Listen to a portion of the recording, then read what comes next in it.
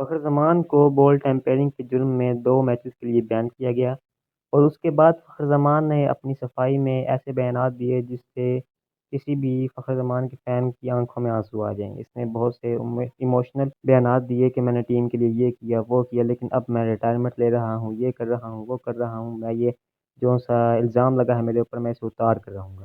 تو دوستو T20 سے یہ لے رہا ہے ریٹائرمنٹ، کسی ODI سے یا ٹیسٹ میچ سے نہیں لے رہا ریٹائرمنٹ، کیونکہ T20 میں اس کے سٹیٹس بہت گندے ہیں، بہت گندے سٹیٹس ہیں۔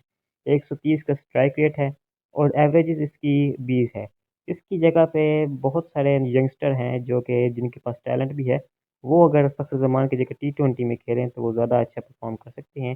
مانا کہ یہ ODI کا ایک بہت اچھا پلیئر ہے اور بہت سے ایسے میچز جتائے ہیں جو کہ پاکستان سوچ بھی نہیں سکتا تھا، جیسے کہ انڈیا کے خلاف چیمپئن ٹرافی، نیوزی لینڈ کے خلاف 400 چیز کیا، 210 رنز بنائے، ہائیسٹ اسکورر رہا، 1000 جو سے اس نے رنز بنائے ہیں وہ فاسٹسٹ بنائے ہیں دنیا میں۔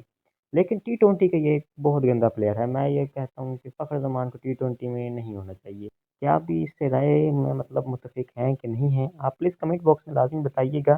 اور رہی بات ریٹائرمنٹ کی، اگر یہ لے بھی لے تو اس سے ہمیں کوئی فرق نہیں پڑنا چاہیے ویسے، کیونکہ ODI کا یہ ایک اچھا پلیئر ہے۔ ODI میں اسے ابھی تک ریٹائرمنٹ نہیں لینی چاہیے، 2027 کا ورلڈ کپ کھیل کر ہی اسے ریٹائرمنٹ لینی چاہیے، کیونکہ اس عمر میں انجریز بہت زیادہ ہوتی ہیں۔